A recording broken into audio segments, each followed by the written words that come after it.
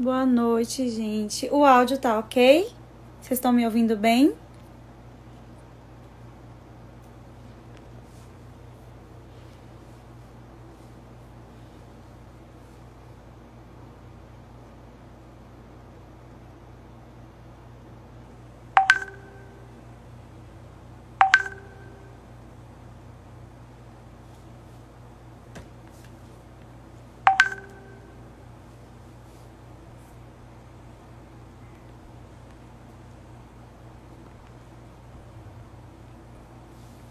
Certo. Eu vou estar esperando mais algumas pessoas entrarem, tá bom? Para poder chamar a professora Daniela para a gente dar início à nossa live, tá certo? O objetivo da nossa live de hoje é falar como é a avaliação do processamento auditivo, como é que funciona, esclarecer as dúvidas que vocês têm. Então, assim, participem aí com a gente, vai mandando suas dúvidas que eu vou estar aqui anotando para poder estar respondendo, tá certo? A professora Daniela já solicitou aqui. Ela tá ouvindo o que eu tô falando, né, Dani? Me dê um oi aqui se você estiver me ouvindo. E assim que entrar mais uma quantidade de pessoas, eu vou autorizar aqui a entrada dela pra gente começar.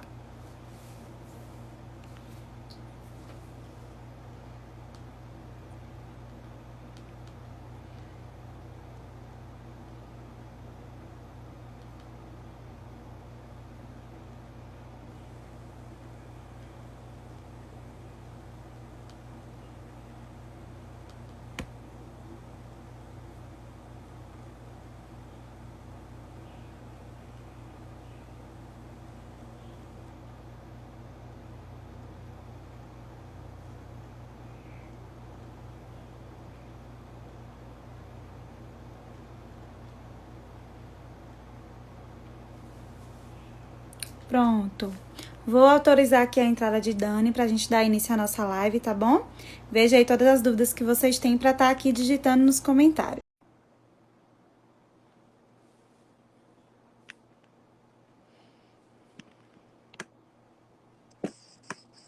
Boa noite, Dani.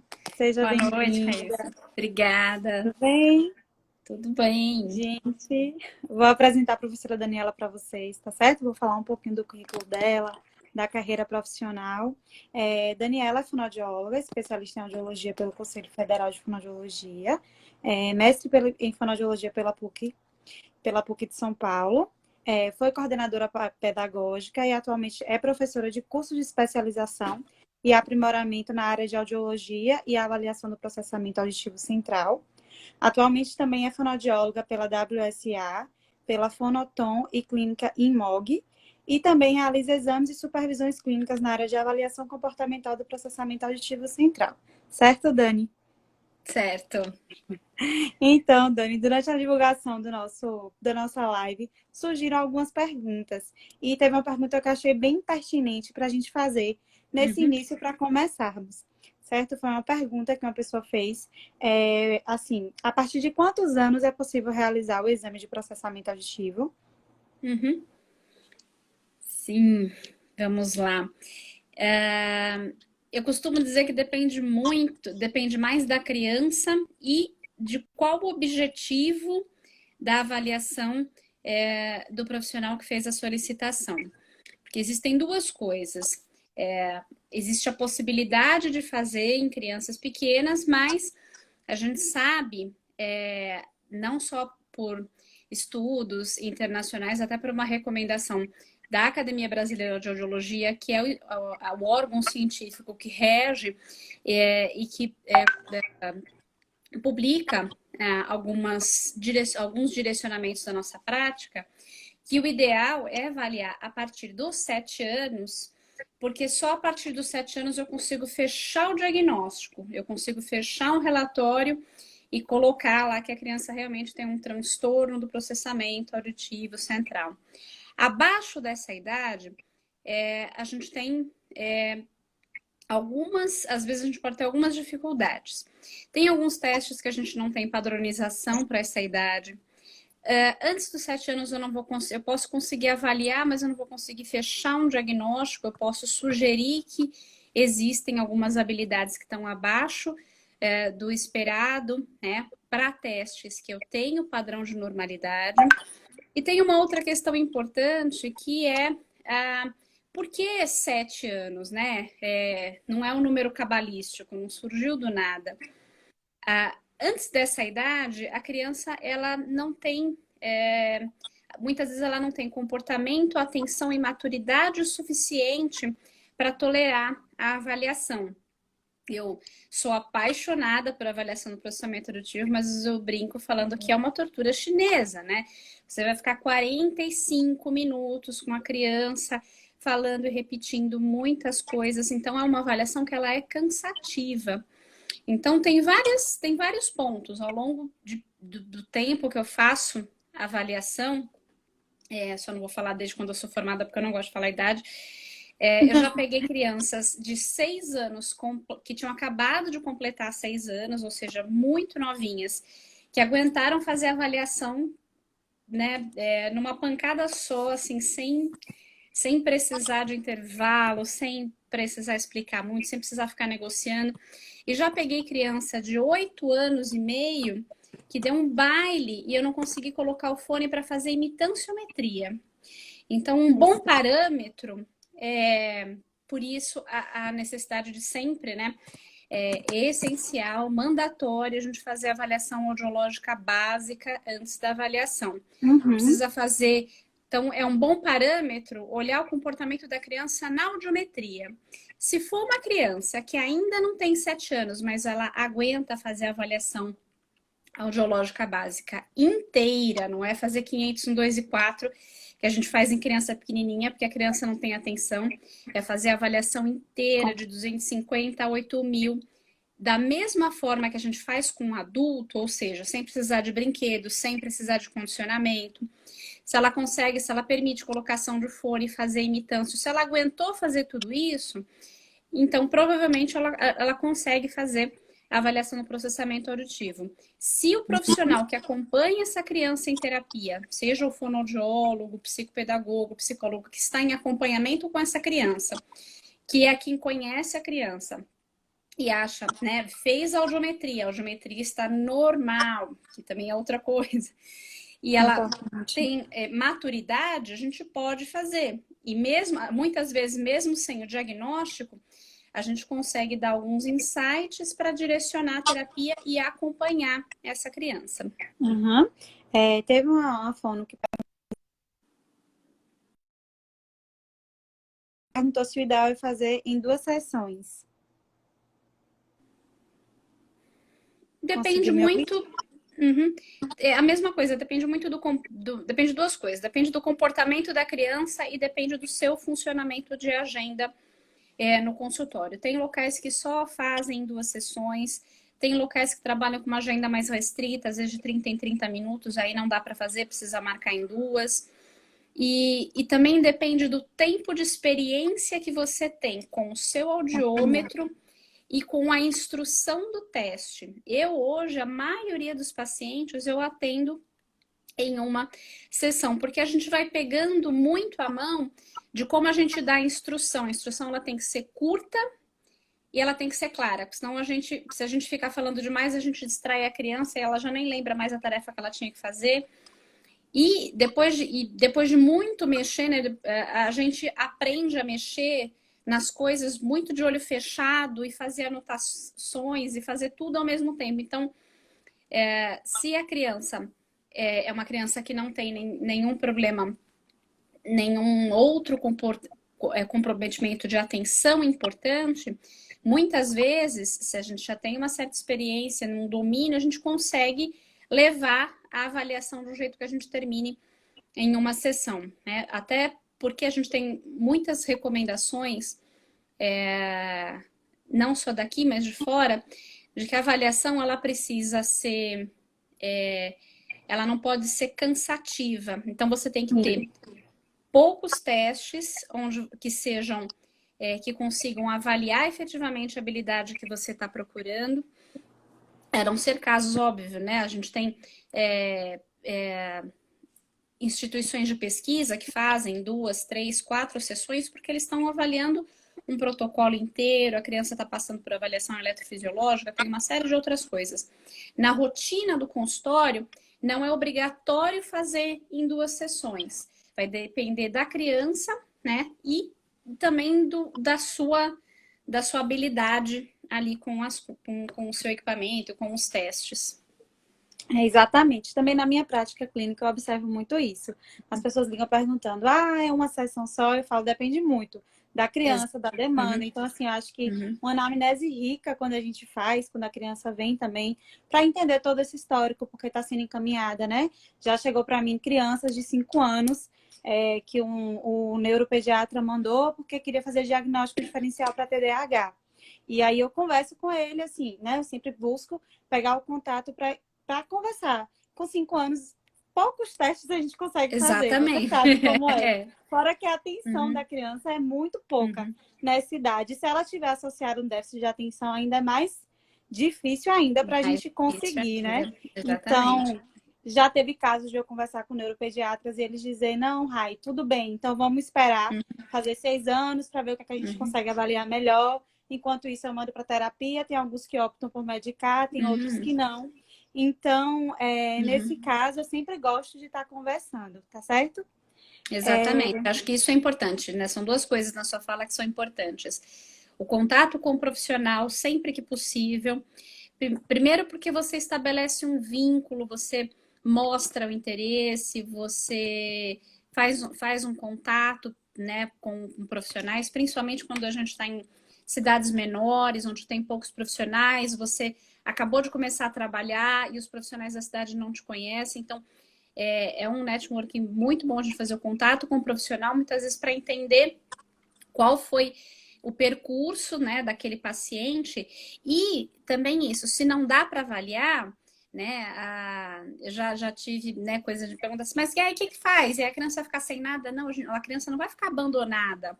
A gente tem, se ela está com queixas que podem suspeitar de um transtorno do processamento erutivo, deve ter mais alguma coisa para investigar. Vamos fazer uma boa avaliação de linguagem, vamos ver como é que está o resto do desenvolvimento de linguagem, de fala cognitiva dessa criança. Então, ela não vai ficar esperando, né, aos 7 anos em casa sem fazer nada. A gente tem outros recursos para ir trabalhando essa criança até que ela tenha maturidade e aguente fazer a avaliação. Né? A Amanda perguntou aqui quais os testes você realiza na avaliação? Eu me guio muito pela publicação da aba, tá? Então, a gente precisa fazer pelo menos um teste para cada um dos grupos das habilidades auditivas. Então, a gente tem que fazer sempre, obrigatoriamente, um teste monoaural de baixa redundância. Então, a gente tem lá dentro dos testes recomendados pela aba, né? Fala filtrada, fala no ruído, PSI, SSI. A gente precisa fazer pelo menos um teste de escuta dicótica que dê conta de fazer a atenção livre e a atenção direcionada. Então, lá a gente tem a recomendação do dígitos dicóticos e o consoante vogal. A gente precisa fazer a avaliação da interação binaural, e aí eu uso o MLD, que na verdade é o único teste, o outro é instrumental. E eu acho importante a gente fazer sempre testes calibrados, porque quando a gente olha a recomendação internacional, é sempre isso, a avaliação do processamento auditivo são testes padronizados e calibrados, né? Tem que fazer, dentro do grupo de processamento temporal, a gente tem que fazer 2 avaliações, avaliar a ordenação temporal, então avaliar padrão de frequência e padrão de frequência e duração, e pelo menos um teste de resolução temporal, ou RGDT ou DIN. Então, eu faço pelo menos um de cada um desses grupos, e sempre que eu tenho alguma dúvida, alguma coisa que ficou muito ali no limite, ou um resultado que está alterado, dentro daquele grupo eu faço mais um teste complementar para tirar a prova dos 9, né? Para ver se de repente foi uma distração, se a criança cansou, ou se realmente ela tem uma dificuldade naquele grupo de habilidades. Mas eu acho que a melhor coisa é seguir aquela recomendação. Ela está curta, ela está concisa, ela está muito em sintonia com os guidelines que a gente vê da academia americana, da academia britânica. Então, aquele lá é o melhor caminho por onde começar. Certo. Cissa perguntou aqui se a criança e ou o adulto tiver alguma perda auditiva, ficaria inviável fazer o teste de processamento? Nossa, perda auditiva e processamento. Aí já dá mais um compêndio. Primeira coisa, adulto ou criança, né? A gente tem que pensar, criança, se ela tem uma perda auditiva, por que é que ela tem essa perda auditiva? Se for um quadro de orelha média, essa criança obrigatoriamente ela precisa passar por um otorrino. E não que a gente não possa fazer, mas a gente entra em muitas limitações porque a maioria dos testes não tem padrão de normalidade. Então, a primeira coisa é investigar essa criança, investigar essa história de orelha média para tentar fazer essa faxina, né? Então, eu recebo às vezes muita criança que veio, né, ou do colega, ou vem do pediatra, tá com uma disfunção tubar enorme, aquele olho fundo, respirador oral. Então, dar murro em ponta de faca, né? Não é que não precisa da avaliação, mas a gente está pulando uma parte importante. A criança que não respira pelo nariz, não dorme direito. Se não dorme direito, não rende na escola e aparece um monte de sintomas de alteração do processamento auditivo. Então, sempre que tem uma criança, alteração de orelha média, primeiro, otorrino. A hora que o otorrino liberar, aí a gente faz a avaliação com segurança. Se é uma criança que tem uma perda auditiva neurosensorial, precisa ver qual que vai ser a função dessa avaliação. Porque se ela tem uma perda neurosensorial, ela precisa ser diagnosticada, entender a história dessa perda, se ela já está instável, ela precisa ser reabilitada. Então, aparelho auditivo e reabilitação auditiva, como qualquer criança que tem uma perda auditiva neurosensorial. Então, precisa tomar muito cuidado com as crianças. O adulto é uma outra história, né? É outro compêndio. Então, o adulto, quando ele chega para a gente com a perda para avaliar, são muitos dos casos que estão em processo de adaptação de aparelho, ou já tentaram fazer adaptação mais uma vez, eles não conseguem, por algum motivo, se adaptar com o aparelho, e aí a função da avaliação nesses casos é pensar na frente, é pensar no treinamento auditivo, porque se o sujeito tem uma perda, se o adulto tem uma perda auditiva, a gente já sabe que tem um problema de base. Então, a gente já sabe que tem algumas coisas que vão dar alteradas em alguns testes se a gente não tiver cuidado com a bateria que a gente escolhe. Então, a função é, sim, verificar primeiro, né, como é que ele chegou para fazer essa avaliação, porque se é um paciente nesse caso, né, já está com um aparelho, tá, e aí a gente vai pensar na reabilitação. O que é que fica inviável na perda auditiva? Eu vou falar só de adultos, porque criança a gente já sabe que tem que ter um processo de reabilitação de linguagem aí por trás, né? Um adulto que tem uma perda auditiva muito assimétrica, tem muitos testes que a gente não consegue aplicar, porque eles precisam de audição simétrica. E aí a gente acaba avaliando orelhas separadamente, ou às vezes consegue avaliar uma orelha só. Grau de perda auditiva, a gente tem uma limitação do nosso equipamento. Então a gente tem que lembrar como é que a gente faz a avaliação do processamento auditivo. Por que a gente precisa da avaliação audiológica básica? Mesmo para um caso de perda auditiva, porque a gente faz, os testes, eles são feitos acima da média tritonal. Então, o nível de sensação, o nível de apresentação da fala que a gente calcula tem que ser em cima da média tritonal. Se o paciente já tem uma perda moderadamente severa, a gente começa a entrar numa questão de limitação do equipamento, né? Mas o equipamento vai até 120. Tem equipamento que tem saída de fala até 120. Mas aí, às vezes, fica distorcido, fica estourando. A gente precisa procurar o limiar de melhor conforto. Então, a gente precisa entender. Então, tem algumas pesquisas que falam que se o sujeito ele tem um IRF no silêncio já muito pior do que 70%, se no silêncio ele já está muito ruim, a gente já sabe que tem uma diminuição muito grande de célula coclear, lá no núcleo da cóclea. Então, daí para frente, tem uma dificuldade muito grande. Então, não é impossível, mas a gente precisa ter bastante conhecimento da bateria e pensar qual que vai ser o nosso objetivo e o que que a gente vai estar, o que que a gente busca com essa avaliação. Uhum. Das perguntas também que eu tinha, quando a gente tinha divulgado a live, teve um aqui também bastante pertinente, né? Pacientes com outras comorbidades, como TDAH, dislexia, dificuldade de alfabetização, podem fazer a avaliação do processamento? Eles podem fazer avaliação, muitas vezes tem algumas instituições que colocam uma avaliação do processamento auditivo como parte da bateria inteira para conseguir limpar, né, o caminho para descobrir qual que é o melhor direcionamento para aquela criança. Então, sim, a gente tem que tomar cuidado com algumas comorbidades para não deixar ela em segundo plano, porque, por exemplo, o transtorno de atenção, a atenção, ela não envolve só atenção auditiva, a atenção envolve a atenção do cérebro como um todo. Sim. Então, a gente não, um diagnóstico não vai substituir o outro.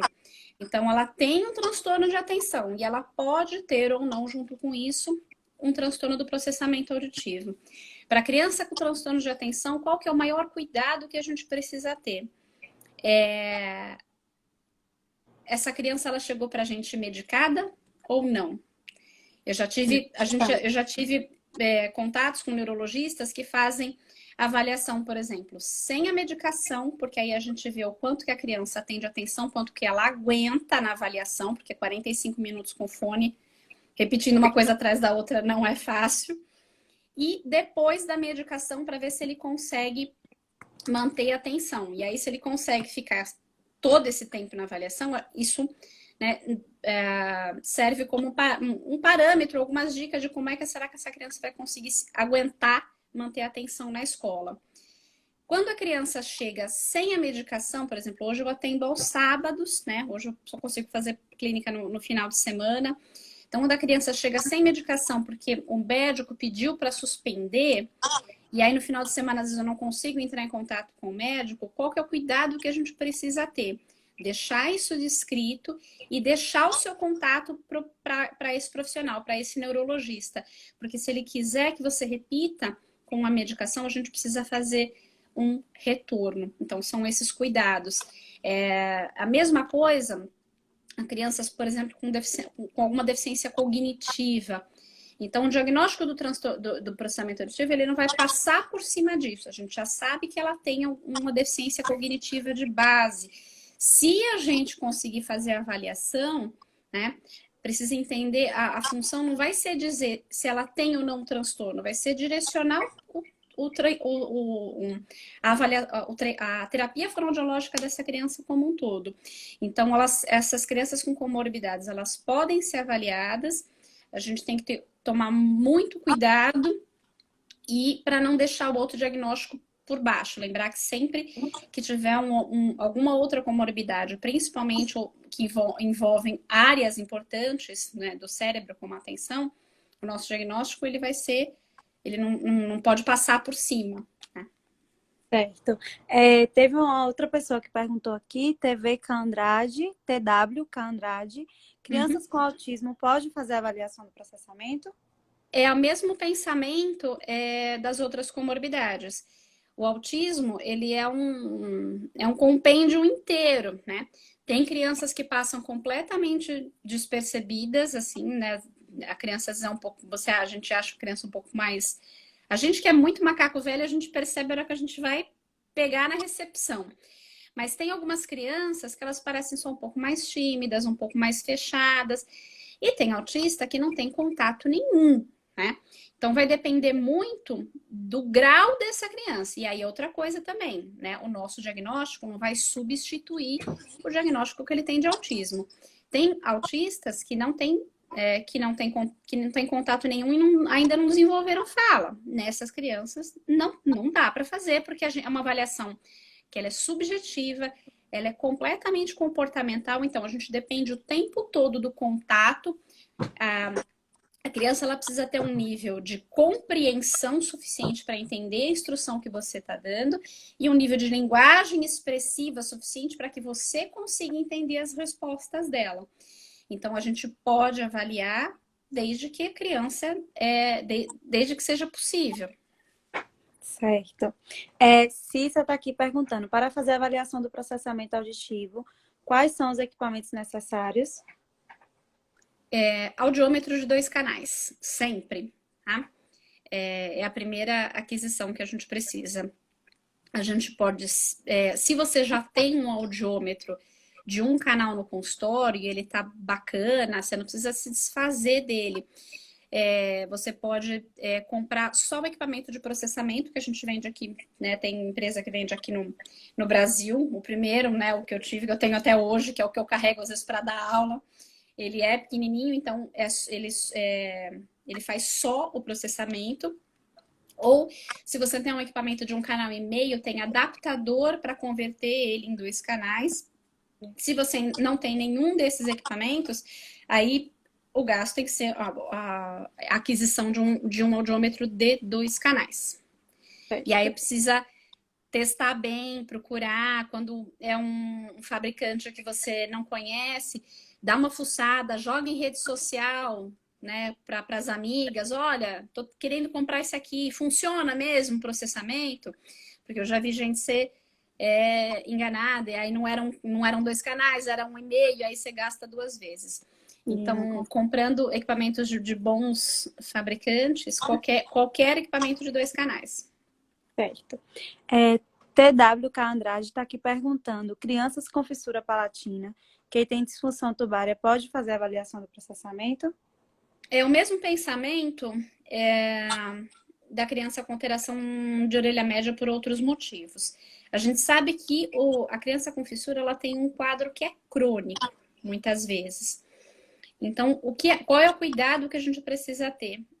Essa criança, ela está sendo, né, acompanhada, né, ela tem um acompanhamento recente do otorrino, então não tem mais nada, né? É uma criança que já fez, ela tem aquele quadro e vai ficar assim, não tem, não é um caso cirúrgico, não é um caso medicamentoso, a gente pode avaliar, sim.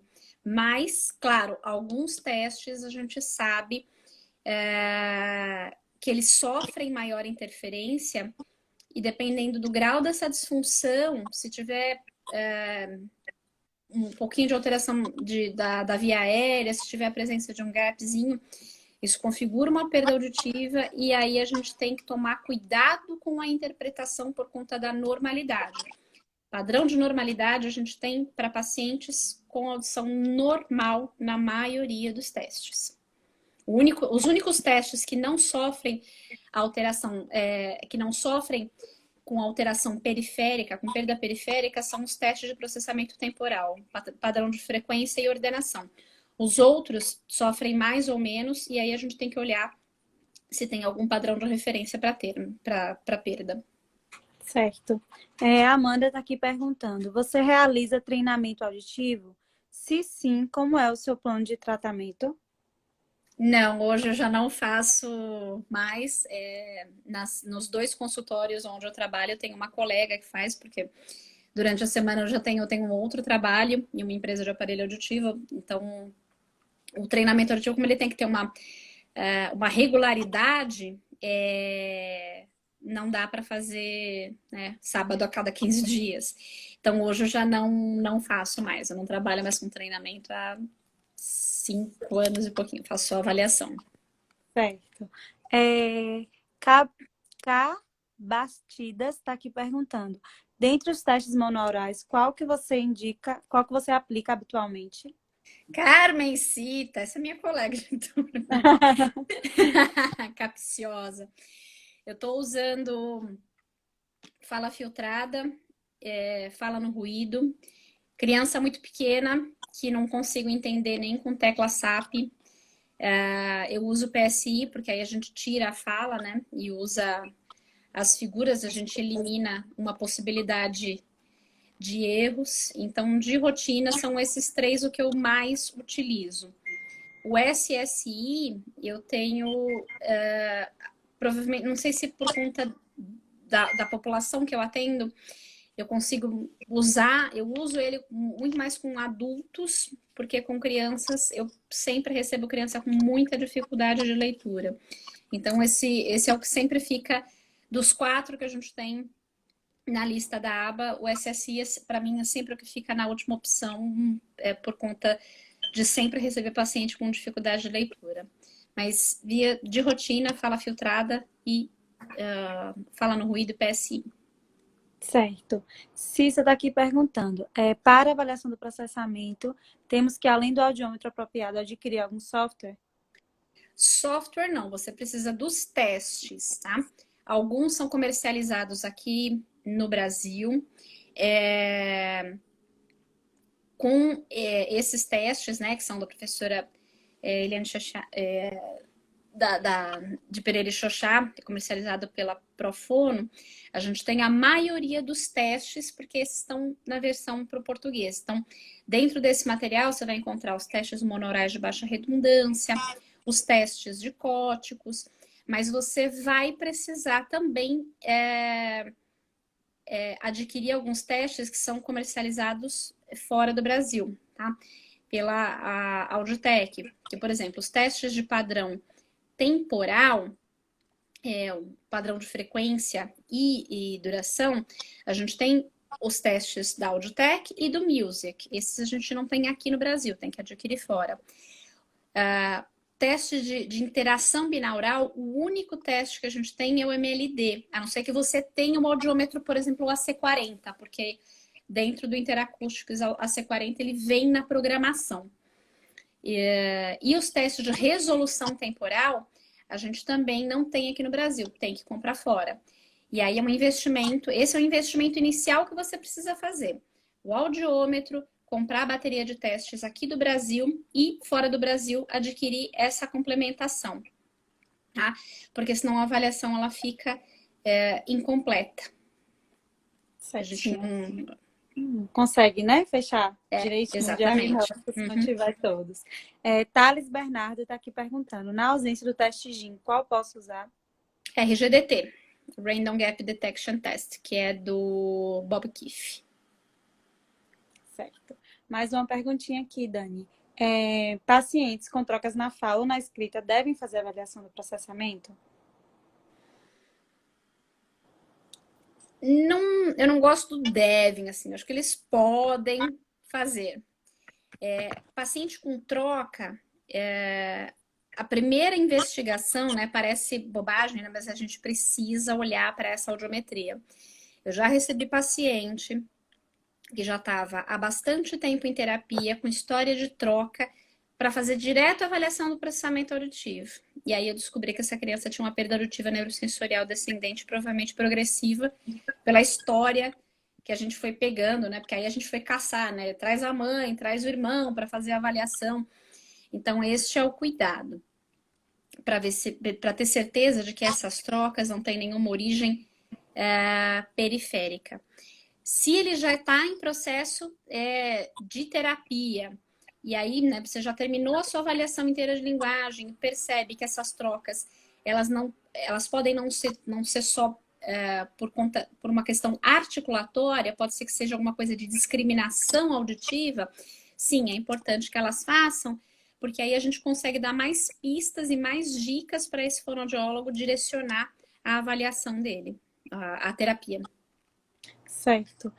Danilo Gil está aqui pedindo para você falar sobre a relação do processamento e atividade de canto. Eu não entendi a pergunta. Por que atividade de canto? Conta mais um pouquinho, assim. Eu não sei se é em relação às pessoas que são cantores, se seria interessante fazer uma avaliação do processamento auditivo, talvez para trabalhar discriminação sonora. Acho que seria mais nesse sentido, eu não sei se foi isso que ele quis dizer. Se for com relação à discriminação,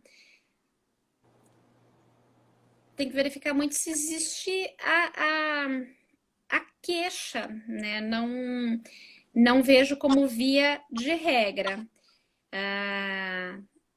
se for um adulto que está fazendo aula de canto, né? Um adulto tem como, eu sempre digo, o adulto ele tem como se autoavaliar. E perceber em que momentos ele tem dificuldade. Via de regra, assim, para todo mundo que trabalha com canto, não. Teria que ter alguma queixa específica. Certo. Ana Crícia está aqui perguntando: o audiômetro AVS 500 da vibração, dá para adaptar para fazer? Eu não me recordo. Tem alguns equipamentos da vibração que são possíveis de adaptação, mas eu não. Eu precisaria ver, né? Eu tenho uma memória muito fotográfica, eu tenho que olhar a cara de cima do audiômetro, olhar a traseira para ver o que tem de encaixe. Eu acho que eu sei qual é esse audiômetro. É um que é muito usado até para fazer audiometria ocupacional. Eu acho que ele não tem como adaptar, não. Porque eu acho que Se ele for... o AVS 500, se for o que eu conheço, ele é mais para fazer a parte de audiometria mesmo. Eu não sei se tem como A encaixar. vibração, ela faz mais de um tipo de audiômetro. Se for de um canal e meio, dá para fazer, mas você precisa comprar um adaptador, porque o de um canal e meio você só consegue fazer teste de cótico. Os testes monaurais, onde a gente precisa colocar a fala e a competição, né? Ou a fala com fala, ou a fala com ruído no mesmo fone, só é possível com 2 canais. Certo. A Amanda está aqui perguntando: o SSW não é um teste sugerido na bateria mínima, por não ser um teste que avalia somente a habilidade auditiva. Você utiliza ele? Eu já utilizei muito SSW, mas eu já fiz o meu trabalho de desmame com ele. Hoje eu utilizo muito pouco. Eu utilizo o SSW só naqueles casos onde o paciente já tinha uma avaliação antiga e ele está vindo reavaliar.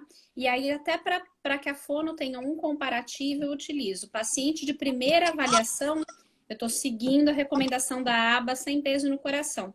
E até foi uma instrução que eu passei para muitos alunos que tinham algum problemas, às vezes, na cidade onde morava, mas falar, mas lá as pessoas estão acostumadas com ele. Eu falo, gente, você não está tirando as coisas da sua cabeça, coloca lá no rodapé. Quando a gente pega um exame de hemograma, por exemplo, não tem lá a referência de onde está publicado a normalidade? É o que a gente precisa fazer.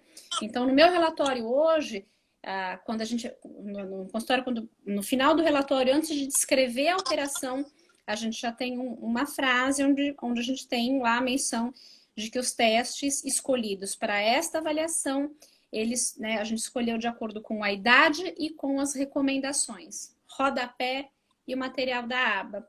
Se você ainda está num lugar onde as pessoas ainda estão apegadas ao SSW, entre em contato com o profissional, conversa, porque quem não é da área da audiologia muitas vezes não sabe. Então a gente precisa ter esse bate-papo. Do mesmo jeito que a gente entende muita coisa de terapia, né? Quem está lá na ponta não tem essas publicações assim, não faz parte da rotina. Então é a questão da conversa. Então eu já usei muito SSW, hoje eu realmente não uso mais. Eu faço dígitos e consoante vogal e os dois dão conta perfeitamente de avaliar o que a gente precisa. Certo. Espaço da Voz está aqui perguntando: qual a relação entre o PAC com o cantor desafinado? Eu não me lembro alguma relação? Precisa verificar o que tem de pesquisa publicada. Eu não tenho experiência nenhuma com atendimento de cantores, né? Tem uma questão que pode ser essa retroalimentação. Talvez se a gente conseguiu excluir toda a parte estrutural, né, e não tem nenhum problema na voz, tem algumas coisas de percepção que podem ser, por exemplo, dificuldade com resolução temporal, onde a gente pega intervalos de silêncio muito pequeno, onde a gente pega a transição de formantes de um som para o outro. Agora, precisa verificar, assim, não é todo mundo que quer ser cantor que consegue. E aí, às vezes, a pessoa é desafinada, não porque ela tem um problema de processamento auditivo, mas porque ela não tem estruturação. Né? Nem todo mundo, com melhor que seja o treino, vai ser Fred Mercury. Isso é fato, né? Por melhor que seja o terapeuta. Então, tem umas questões de limitação genética. Então, tem algumas coisas que a gente consegue trabalhar em terapia, mas não tem, pelo menos eu não tenho contato com nenhuma pesquisa que fale especificamente de cantores. Precisa entender qual que é o objetivo. Certo. Ana Crícia está aqui perguntando: o que você acha do Sena em relação ao processamento auditivo central? Eu não tenho. Eu nunca utilizei. O que você encontrou de resultados? Aí, eu não... Ficou a pergunta aí para Ana Crícia. Thales Bernardo está aqui perguntando: quanto à terapia de PAC é recomendável 1 ou 2 vezes por semana? Se a gente for seguir à risca o material que foi desenvolvido para o treinamento auditivo, aí eu estou falando de treinamento auditivo acusticamente controlado, tá? O treinamento que a gente conhecia como treinamento em cabine, né? O treinamento formal, treinamento acusticamente controlado. O ideal seria 2 ou 3 vezes por semana. A gente sabe que é pouco viável, porque por mais que a família tenha condições de pagar, né, 3 vezes na semana, tem a questão do deslocamento. Às vezes a criança ela sobrecarrega demais, ela tem outras coisas, tem outras atividades. O que é importante? Se não conseguir fazer 2 vezes, pelo menos 2 vezes por semana, só couber na agenda e no bolso daquela família 1 vez por semana, a gente precisa manter a estimulação. É como aprender segunda língua. Não dá para a gente aprender a falar inglês fazendo uma aula de 1 hora por semana. A gente não vai sair do lugar. Então, o treinamento auditivo, ele não é só o momento dos 45 minutos dentro da sessão.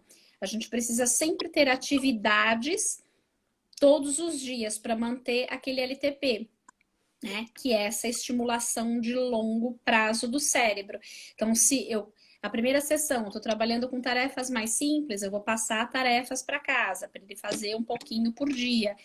E aí, o bacana de trabalhar com criança maior é que a gente consegue negociar, né? Adolescente, eu acho que é uma idade boa para o treinamento acusticamente controlado, né? Porque você consegue negociar. Você fala, cara, se você colaborar comigo daqui 8 semanas, você consegue se livrar de mim. Aí eles pegam mais, né? Eles Ficam mais conseguem empolgados, né? eles ficam mais Analisar. envolvidos, né? Porque muitas vezes a criança tá cansada, fez terapia a vida inteira. Mas mesmo para a criança, a gente precisa passar atividade para fazer todos os dias, pelo menos uns 15, 20 minutinhos. E aí tem outras coisas, precisa ver o horário. Por isso que criança muito pequena, às vezes, a gente precisa pensar, né? Se compensa fazer esse investimento nesse momento. Só a terapia fonoaudiológica não dá conta, porque envolve os pais monitorando. Uma criança muito pequena não vai fazer atividade sozinha. Certo. Ana Crícia, que tinha perguntado sobre a questão do Sena no processamento, ela está dizendo que nunca utilizou para processamento, que ela só tem usado para dislexia, só usou para dislexia, né? Eu não tenho experiência. Certo. Dea Soares está aqui perguntando: acha que em tempos de pandemia é possível fazer só online? Depende, está falando da avaliação ou da terapia? Porque aí são duas coisas. A avaliação não dá. A avaliação ela precisa ser ao vivo e a cores, porque a gente precisa do audiômetro calibrado, tem uma série de controles que a gente precisa fazer que só é possível com o audiômetro. A terapia, a gente não vai conseguir fazer o treinamento auditivo acusticamente controlado, mas a gente pode fazer treinamento auditivo online, sim. A gente tem uma série de softwares, né? E coisas e materiais que a gente pode trabalhar online e também fazer um material, né? Agora a gente não precisa nem mais gravar no CD, no pendrive, né? A gente coloca as coisas numa nuvem. Então precisa do momento ali com a fono, mas é semelhante ao processo de terapia fonoaudiológica à distância, tá? Então tem que seguir os mesmos as mesmas diretrizes de tempo, de compromisso, de contrato. Então é possível fazer terapia, né? é o treinamento auditivo, que seria o que a gente chama de informal. Então, é possível sim fazer as atividades, mas não o acusticamente controlado. Então, se por acaso for um paciente que ficou no meio do caminho do treinamento no consultório, para não perder, a gente consegue manter isso em atividades à distância até a gente conseguir retornar. A Amanda está aqui dizendo que dá para fazer a estimulação das habilidades auditivas pelo Zoom também, que dá super certo. Paciente junto com terapeuta. O Zoom que você está falando é É um aplicativo que o faz como se aplicativo. fosse videoconferência. O único cuidado que a gente precisa ter é assim, com relação ao material, a plataforma que você está utilizando para fazer atendimento à distância. Então, tem que tomar muito cuidado com isso. A gente tem uma lei a nossa lei de proteção de dados, ela vai ser divulgada, ela vai ser publicada em agosto. Mas a lei de proteção, né, ao paciente já existe desde que a medicina é medicina. Então, a gente só precisa, muito em breve, a sociedade vai publicar, aliás, o conselho vai publicar um manual de boas práticas, né, para o atendimento à distância. Então, o atendimento à distância, a gente precisa tomar muito cuidado com a ferramenta que a gente utiliza por conta de manter o sigilo do paciente. Então, eu não conheço de verdade a plataforma Zoom, mas eu posso dizer assim, por exemplo, pelo WhatsApp, não dá para fazer. O WhatsApp, ele não tem criptografia nenhuma. Então, antes de começar a escolha do atendimento à distância, a gente tem que tomar muito cuidado, verificar quais são o que a gente tem de opções no mercado que tem criptografia de dados de acordo com a nossa lei, tá? Fora isso, tanto faz qual a plataforma que a gente utiliza. Certo. Thales Bernardo está aqui perguntando qual a sua estratégia para crianças que se dispersam facilmente e com autistas na avaliação. Então, criança que se dispersa facilmente tem duas coisas. Essa criança realmente tem um transtorno de atenção ou é só imaturidade, tá? Então, muitas vezes são crianças, e mesmo os autistas, a gente precisa... são crianças que às vezes a gente precisa de mais de um dia de avaliação. Às vezes a gente precisa de uma sessão um pouco mais curta, né?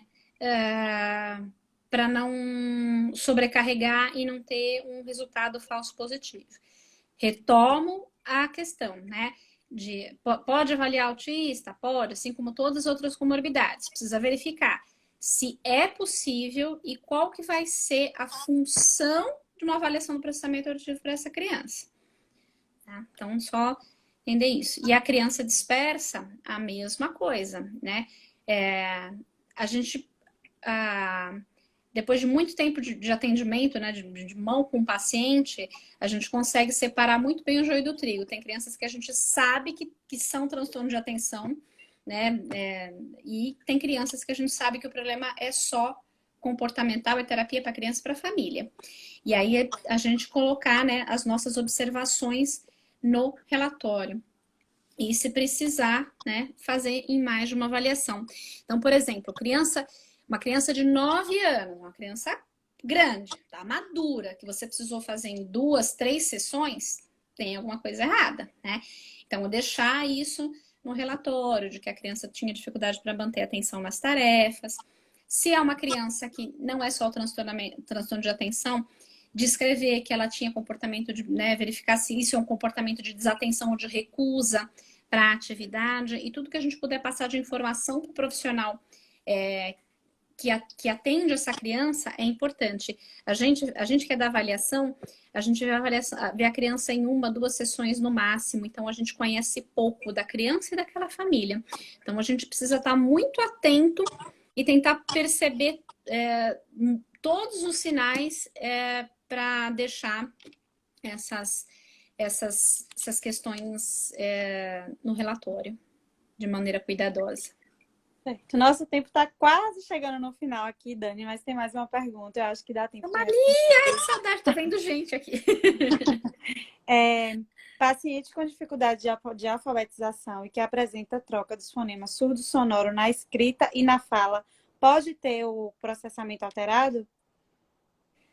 Pode, ele pode, além do transtorno de desenvolvimento, de aprendizagem, também ter alterações do processamento auditivo. E aí são dois trabalhos conjuntos. É importante, quando a gente termina de fazer a avaliação, deixar isso muito claro, conversar isso com muito cuidado com a família.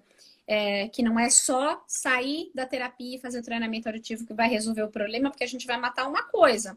O treinamento auditivo, acusticamente controlado ou não, ele não é chá das sete ervas, ele não vai dar conta do resto das alterações do desenvolvimento de linguagem, de escrita, de alfabetização.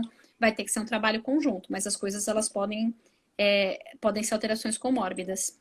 E aí tem que alinhar direitinho com o terapeuta, com a pessoa que está encaminhando para você, né? E até pra pensar como pra é que vai as ficar essa prioridades do criança. paciente. Uhum. No caso, Quantas vezes ela vai para terapia, qual que vai ser, qual que é a prioridade nesse momento, né? Qual e que as é a folha que a gente vai orientações também, pagar né? primeiro? Sim, que a gente dá para essa fono, para durante a terapia dela também tá fazendo a linha questão Exatamente. para tentar estimular auditivamente para a gente conseguir ter um trabalho melhor. Exatamente. Certo? Dani, muito obrigada pela sua participação. Gente, vocês têm mais Imagina. alguma dúvida? A gente estimou aqui o tempo da live de 1 hora. A gente espera ter esclarecido todas as dúvidas de vocês. Dani está com a gente na P&G. A gente vai ter um curso agora, um curso de processamento auditivo central, uma capacitação online, que ela vai estar ministrando alguns módulos. Se vocês tiverem algumas dúvidas ainda aí, pode ir mandando aqui para a gente responder. A gente já está finalizando. Mas, de qualquer forma, Dani, a gente da equipe da P&G gostaria de agradecer muito a sua participação. Foi muito rica, acho que não só para mim, mas para todo mundo. Eu estou vendo aqui nos comentários que a live foi muito boa, que gostaram. Então, acho que teve um bom resultado, tá certo? Tá certo. Vai surgir mais alguma pergunta aqui. Muito obrigada pelo Tá convite. certo. Foi um prazer essa estreia na live, como eu falei para você, né? A gente está acostumada a dar aula online há muito tempo, mas live foi a primeira, né? Mas foi ótimo, super obrigada pelo convite. E para todos que estão aí ainda têm dúvidas, a gente espera no nosso curso, né? Surgiu umazinha só aqui mais. Se você está diga. perguntando, onde se pode comprar os testes?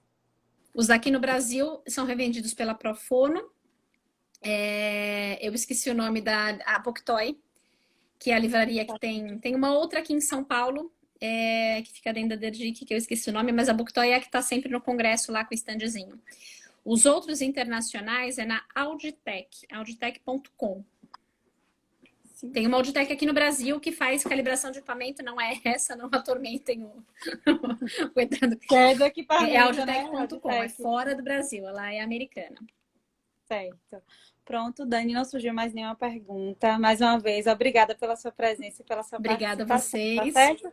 Nos vemos certo. no curso. Uma boa noite. Boa noite para todos que participaram. E a gente agradece a presença de cada um de vocês e todas as perguntas. Obrigada, boa noite. Boa noite. Tchau, tchau.